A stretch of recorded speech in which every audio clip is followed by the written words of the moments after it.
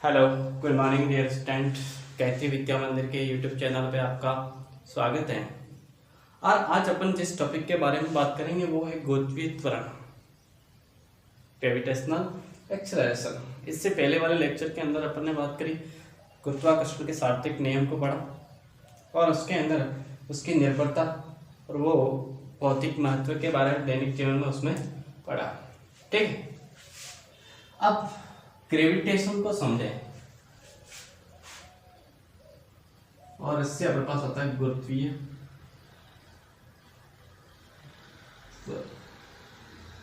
ठीक, अब गुरुत्वीय त्वरण से पहले अपन त्वरण के बारे में जानते हैं। त्वरण क्या होता है? एक्सेलरेशन, वेग में परिवर्तन की दर। ठीक है, त्वरण ए इक्वल टू होता है dv अपॉन dt, वेग में परिवर्तन की दर। ठीक है, उसको तो अब गुरुत्वीय त्वरण क्या होगा? अब ये जो त्वरण प्राप्त होता है किससे? उसके अंदर या उस वस्तु पर कोई एक असंतुलित बल कार्य करेगा तब ये त्वरण प्राप्त करता है। तो यहाँ पर भी जो गुरुत्वीय त्वरण है वहां पर भी कोई ऐसा एक बल लग रहा होगा जिसके कारण उसको त्वरण प्राप्त होता है। और गुरुत्वाकर्षण क्षेत्र के अंदर जो बल लगता है वो कौन सा होगा? गुरुत्वीय बल। कौन सा? गुरुत्वीय। अब गुरुत्वीय बल किसमें लगेगा? गुरुत्वीय क्षेत्र के अंदर। तो गुरुत्वीय बल के अंतर्गत कोई भी वस्तु गति करेगी, ये पोजीशन कब आएगी? जब किसी वस्तु को आप मुक्त रूप से पृथ्वी तल से कुछ ऊंचाई से छोड़ दिया जाए।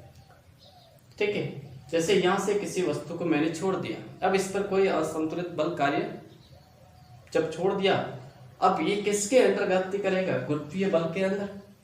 अब गुरुत्वीय बल लग रहा है तब उसके अंदर वेग में जो परिवर्तन आएगा या वेग में परिवर्तन की दर या एकांक समय में वेग में परिवर्तन या वेग में वृद्धि होगी, वो क्या कहलाएगा? गुरुत्वीय त्वरण। और उसको अपन g के द्वारा व्यक्त करेंगे।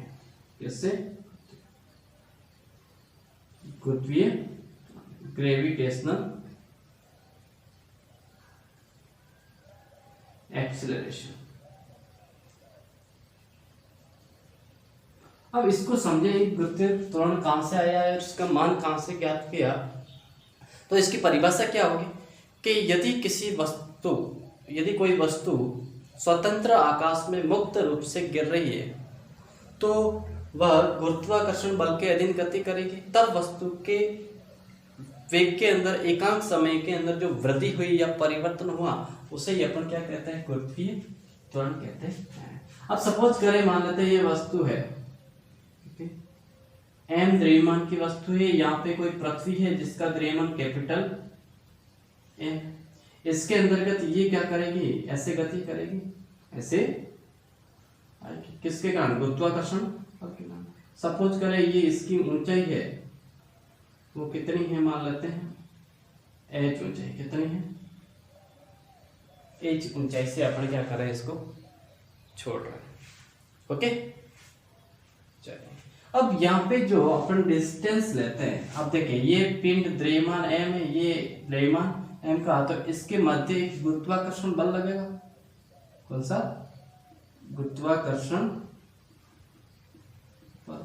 और वो बल का मान आप जानते हैं F इक्वल टू क्या होता है? G m1 m2 upon r square. और ये जो डिस्टेंस होती है और डिस्टेंस फ्रॉम द होती है अपन को दोनों के द्रव्यमान केंद्र के मध्य की दूरियां होती है।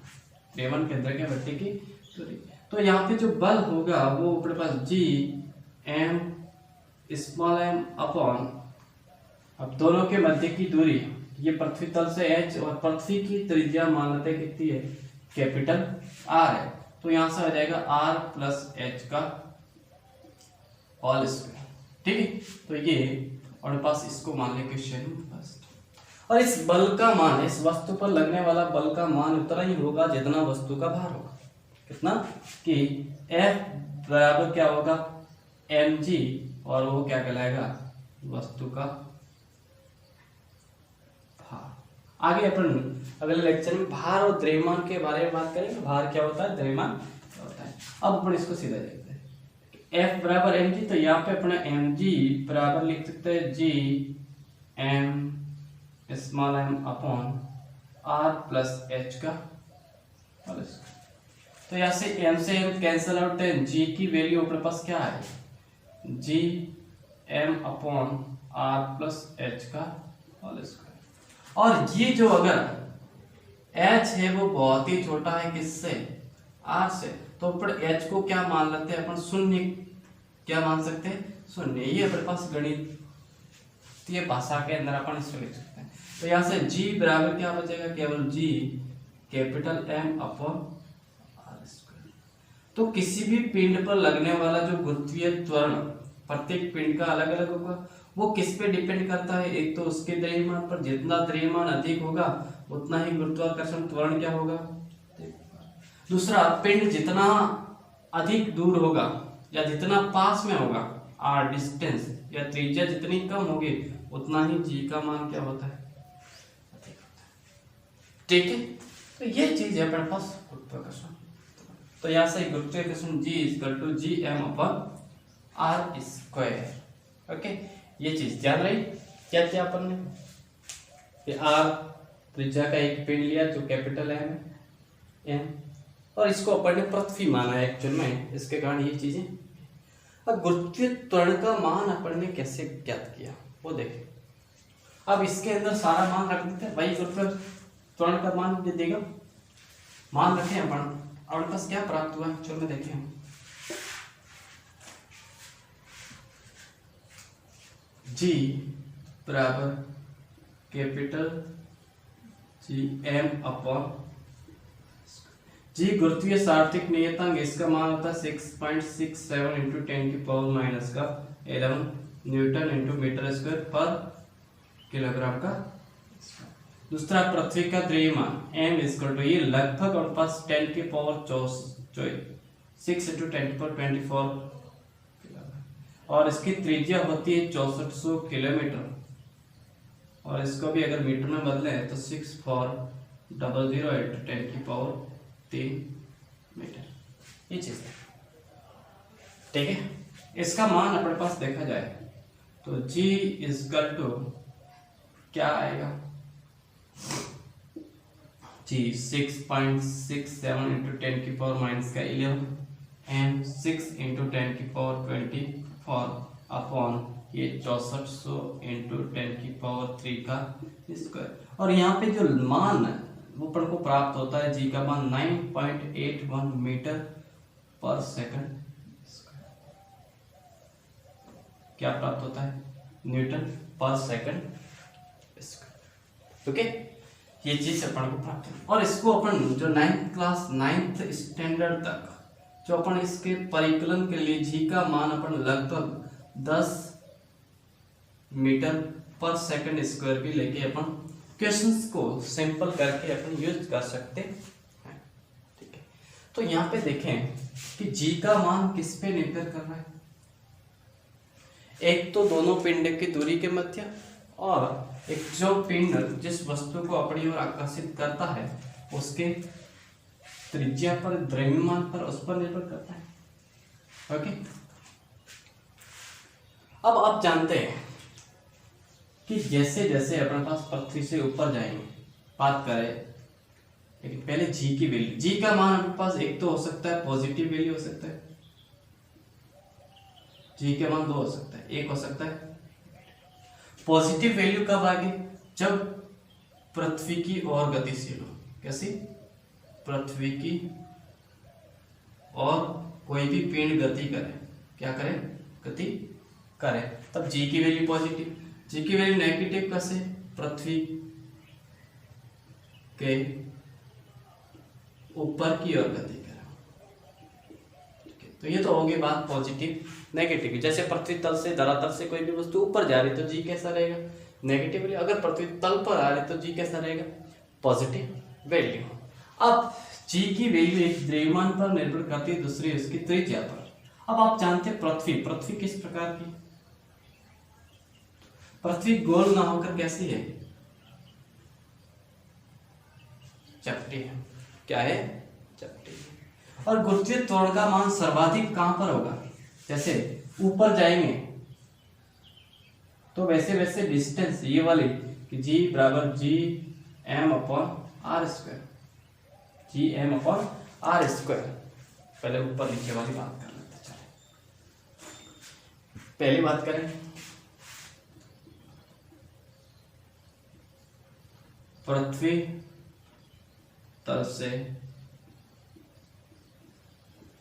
ऊपर जाने, अब पृथ्वी तल से जैसे जैसे ऊपर जाएंगे, बाकी डेरिवेशन अपन 11th क्लास के अंदर है वो अपन नहीं करवा रहे, जैसे जैसे पृथ्वी तल से ऊपर जाएंगे तो जी के मान में क्या आएगी, कमी आएगी। दूसरा सेकंड, यदि पृथ्वी तल के अंदर की ओर जाए तो अंदर की ओर जाएंगे तो भी गुरुत्वीय त्वरण के मान में क्या होती है, कमी होती है। ठीक है। थर्ड कंडीशन कि बताओ पृथ्वी के केंद्र पर कितना होगा, पृथ्वी के केंद्र पर, तो केंद्र पर कितना होगा, 0 होता है, 0। तो सर्वाधिक कहां पर होगा, चौथा। अब सर्वाधिक होता है पृथ्वी तल पर, पृथ्वी तल पर। लेकिन पृथ्वी तल पर भी देखा जाए कि पृथ्वी है वो गोल ना होकर कैसी है, चपटी है। कैसी है, चपटी है। कि पृथ्वी की भूमध्य रेखीय त्रिज्या, भूमध्य रेखीय त्रिज्या आर एक्सिस है, इस दोनों त्रिज्याओं के अंदर अंतर है वो लगभग हमारे पास 32 किलोमीटर लगभग का है। तो ये त्रिज्या जितनी कम होगी वहां पर ये जी का मान क्या होगा, अधिक होगा। तो ध्रुवों पर जी का मान अधिक होता है, भूमध्य रेखा पर कम होता है। तो पृथ्वी तल पर बात करें सबसे अधिक कहां पर होगा, ध्रुवों पर। यहां पे क्या होता है, सर्वाधिक होता है। तो आप ध्यान रहे क्या क्या अपन ने देखा कि अगर पृथ्वी तल से कैसा, पृथ्वी तल से ऊपर जाएंगे वैसे वैसे जी का मान अपन को कैसा लगा, नेगेटिव। और ऊपर जाने पर जी के मान में क्या आती है, कमी आती है। ठीक है। जैसे जैसे पृथ्वी तल के नीचे की ओर आएंगे तो जी के मान में कैसा, पॉजिटिव वैल्यू रहेगी। क्या रहेगी, पॉजिटिव वैल्यू। अपन यहाँ पे एक समान तुरीय गति जनरली लेंगे क्योंकि पृथ्वी की त्रिज्या, जैसे पृथ्वी तल पर जैसे 10 मीटर ऊपर अपन ने फेंका तो वह 6400 की तुलना में बहुत ही कम दूरी तक का होता है। इसलिए अपन यहाँ पे भी अपन क्या मान लेते हैं, गुरुत्वीय त्वरण कांस्टेंट मान लेते हैं और सारे क्वेश्चन को हल करते हैं। पृथ्वी के तल के अंदर की ओर जाए, पृथ्वी के अंदर बात करें यहाँ पे अब आप सोच रहे होंगे जैसे कि यहाँ जाएंगे तो त्रिज्या कम हो रही है, त्रिज्या कम हो रही है तो जी का मान में क्या होना चाहिए, बढ़ना चाहिए। लेकिन इसके अनुपात में क्या हो रहा है, द्रव्यमान भी तो कम हो रहा है, द्रव्यमान भी तो कम हो रहा है। इफेक्टिव द्रव्यमान कम होता है। इफेक्टिव द्रव्यमान कम होने की वजह से अपने पास इसकी तुलना में द्रव्यमान कम हो रहा है, जिसकी वजह से जी के मान में ये त्रिज्या में इसमें क्या कमी ज्यादा होगी, जिसके लिए जी के मान में कमी क्या होती है, अधिक होती है। जिसलिए अपन पृथ्वी तल के अंदर जाएंगे तो जी के मान में। अब पृथ्वी के केंद्र पर बात करेंगे तो केंद्र पर हमेशा क्या होता है, 0 होगा, केंद्र पे 0 होगा। सर्वाधिक कहां पर होगा, पृथ्वी तल पर। और पृथ्वी तल में भी कहां पर होता है, ध्रुवों पर होता है। तो ये तो बात होगी किसकी, गुरुत्वीय त्वरण की। ठीक है। तो गुरुत्वीय त्वरण अपने पास इंपॉर्टेंट टॉपिक है और इस पर अपन को बहुत सारे न्यूमेरिकल क्वेश्चंस भी आते हैं और पूछे भी जाते हैं। ठीक है। तो ऐसे क्वेश्चनों को अपन को करना होता है। तो आज अपन ने डिस्कस किया गुरुत्वीय त्वरण के बारे में। कल अपन इस पर एक न्यूमेरिकल क्वेश्चंस भी करेंगे और आगे की चीजों के बारे में ध्यान करेंगे। ठीक है। तो गुरुत्वीय त्वरण क्या होता है, वापस अपन रिपीट करें कि यदि कोई वस्तु स्वतंत्र रूप से या मुक्त रूप से स्वतंत्र आकाश में गति कर रही है तो गति के दौरान तो उसके एकांक समय में वेग में परिवर्तन हुआ, वही क्या कहलाता है, त्वरण, गुरुत्वीय त्वरण कहलाता है। ठीक है। गुरुत्वीय त्वरण जी का मान अपने पास कितना होता है, 9.81। लेकिन अपन जनरली देखिए 9.81 अगर 10 अपन को नहीं दे रखा है, कहीं पे अगर क्वेश्चन को करना है तो 10 कहेगा कि यहाँ पे आप जी की वैल्यू 10 लो, अगर 10 नहीं दे रखा तो आपको 9.81 या 9.8 मीटर पर सेकंड स्क्वायर लेके क्वेश्चन को करना होता है। ओके, फिर अपन ने देखा प्रतितल से ऊपर नीचे जाने पर जी के मान में किस प्रकार परिवर्तित हुआ। ओके, चलिए तो आज के लिए इतना ही काफी है, कल अपन आगे पढ़ेंगे। ओके, धन्यवाद। आई होप आपको चीजें समझ में आई होगी।